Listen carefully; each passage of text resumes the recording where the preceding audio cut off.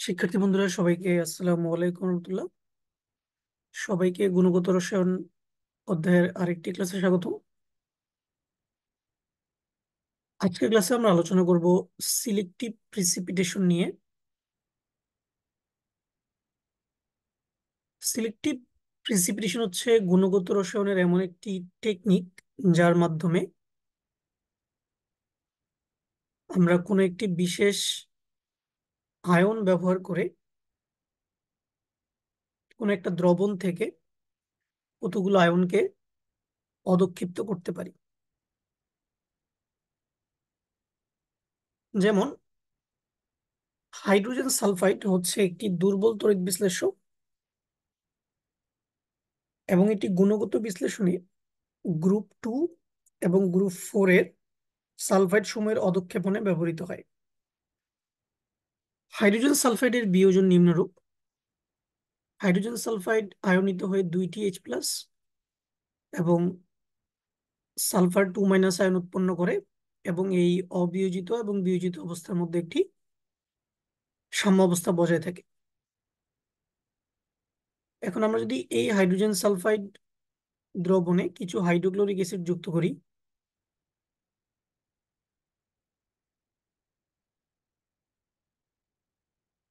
তো hydrochloric acid হচ্ছে একটি সবল তড়িৎ বিশ্লেষ্য। এটি আয়নিত হয়ে H+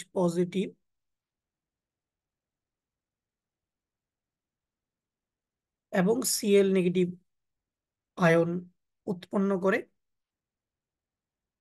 তো যেহেতু আমরা দেখতে পাচ্ছি যে হাইড্রোজেন সালফাইড এবং HCl এর মধ্যে H+ হচ্ছে কমন আয়ন, তো এই জন্য সম আয়ন প্রভাবের কারণে হাইড্রোজেন সালফাইডের যে সাম্যাবস্থা সেটি লা শাতেলিয়ার নীতি অনুযায়ী বাম দিকে সরে যায়। ফলে দ্রবণে সালফাইড আয়নের ঘনমাত্রা অনেক কম থাকে।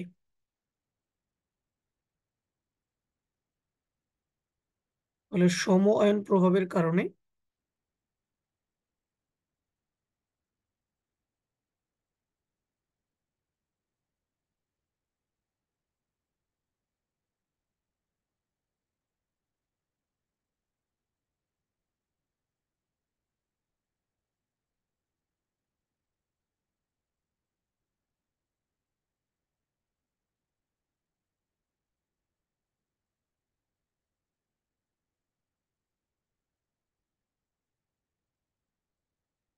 দ্রবণে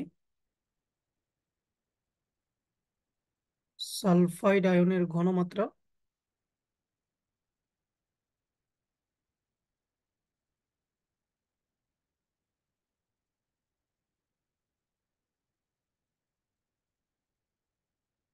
কম থাকে।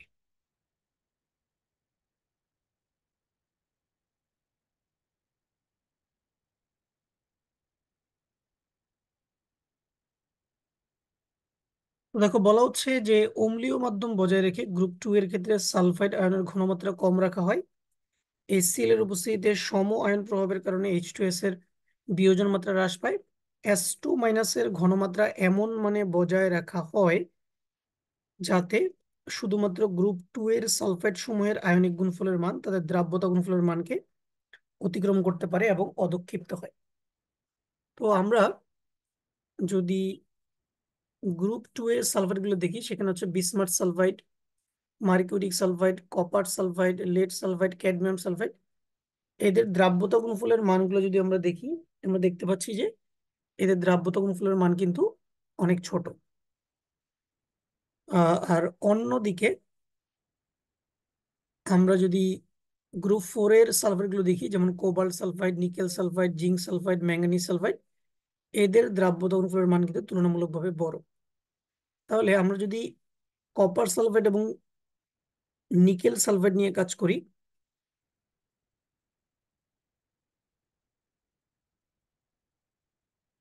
তাহলে কপার সালফাইডের কেআইপি হবে বা আয়নিক গুণফল হবে কপার 2+ আয়নের মোলার ঘনমাত্রা মাল্টিপ্লাইড বাই সালফাইড মোলার ঘনমাত্রা।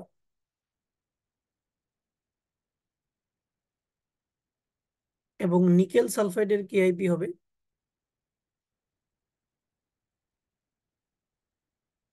নিকেল 2+ আয়নের মোলার ঘনমাত্রা ইন্টু সালফাইড আয়নের মোলার ঘনমাত্রা।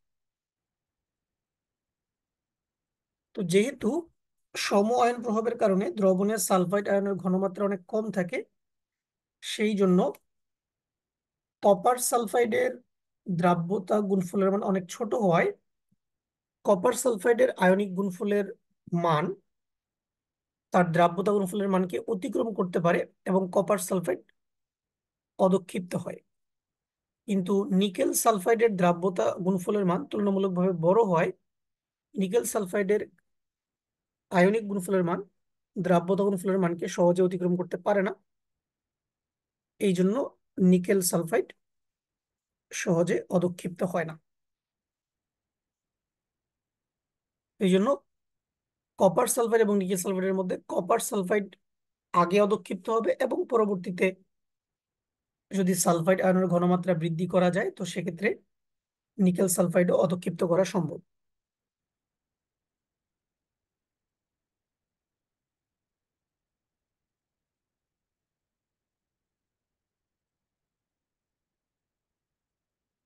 এবার আমরা দেখব গ্রুপ 4-এর ক্ষেত্রে আমরা কিভাবে এই অদক্ষিপ্ত করার কাজটা করতে পারি। গ্রুপ 4-এর ক্ষেত্রে উচ্চ ঘনমাত্রার সালফাইড আয়নের প্রয়োজন হয়। এটা করা হয় মাধ্যম অম্লীয় থেকে ক্ষারীয় করার মাধ্যমে। দ্রবণে অ্যামোনিয়াম হাইড্রোক্সাইড যোগ করা হয়, ফলে অ্যামোনিয়াম হাইড্রোক্সাইড থেকে আসা OH- দ্রবণে থাকা H+ আয়নগুলোকে প্রশমিত করে ফেলে।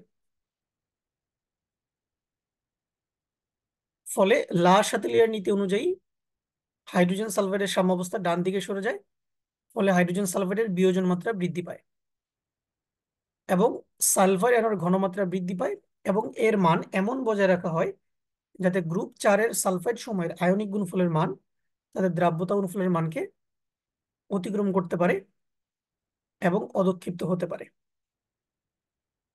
কারণ আমরা জানি যে আয়নিক গুণফলের মান যদি দ্রাব্যতা গুণফলের মান থেকে বড় হয় তাহলেই হচ্ছে কোনো একটা যৌগ অদক্ষিপ্ত হয়। এবার আমরা দেখব গ্রুপ 3 হাইড্রোক্সাইডের অদক্ষেপণ।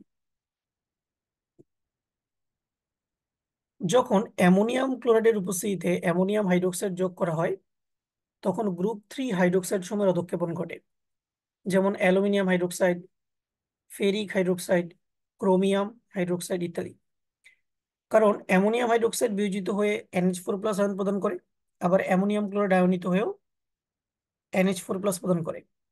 অর্থাৎ সম আয়ন প্রভাবের কারণে অ্যামোনিয়াম হাইড্রোক্সাইডের বিয়োজন হ্রাস পায়, ফলে দ্রবণে OH- আয়নের ঘনমাত্রা হ্রাস পায়, যার জন্য শুধুমাত্র গ্রুপ 3 হাইড্রোক্সাইড সময়ের আয়নিক গুণফলের মান দ্রাব্যতা গুণফলের মানকে অতিক্রম করতে পারে এবং গ্রুপ 3 হাইড্রোক্সাইড সময় কি হতে পারে, অদক্ষিপ্ত হতে পারে। তো এটাই হচ্ছে আমাদের সিলেক্টিভ প্রিসিপিটেশনের মেইন আইডিয়া। তো আমাদের এখানে মনে রাখার বিষয় হচ্ছে যে আয়নিক গুণফলের মান দ্রাব্যতা গুণফল থেকে বড় হলে কোনো একটা যৌগ অদক্ষিপ্ত হয়ে থাকে। আর সম-আয়ন প্রভাবের কারণে H2S দ্রবণে যদি HCl যুক্ত করা হয় তাহলে সালফাইড আয়নের ঘনমাত্রা কম থাকে, এই জন্য শুধুমাত্র গ্রুপ 2 এর সালফাইড সমূহ অদক্ষিপ্ত হয়। আর যদি আমরা মাধ্যমকে অম্লীয় থেকে ক্ষারীয় করে ফেলতে পারি তাহলে কিন্তু আমরা গ্রুপ 4 এর সালফাইড সমূহকে অদক্ষিপ্ত করতে পারি। আর অন্যদিকে অ্যামোনিয়াম হাইড্রোক্সাইডে যদি অ্যামোনিয়াম ক্লোরাইড যুক্ত করা হয় তো সেক্ষেত্রে হাইড্রোক্সিল আয়নের ঘনমাত্রা অনেক কম থাকে, এই জন্য গ্রুপ 3 হাইড্রোক্সাইড সমূহের যেমন অ্যালুমিনিয়াম হাইড্রোক্সাইড, ফেরিক হাইড্রোক্সাইড এবং ক্রোমিয়াম হাইড্রোক্সাইডের আয়নিক গুণফলের মান দ্রাব্যতা গুণফলের মানকে অতিক্রম করতে পারে এবং তারা অদক্ষিপ্ত হয়। আশা করি শিক্ষার্থীরা তোমরা সবাই বুঝতে পেরেছো। ইনশাল্লাহ আগামী ক্লাসে আমরা নতুন কোনো টপিক নিয়ে হাজির হবো। সবাই সুস্থ থাকো, ভালো থাকো, আল্লাহ হাফেজ।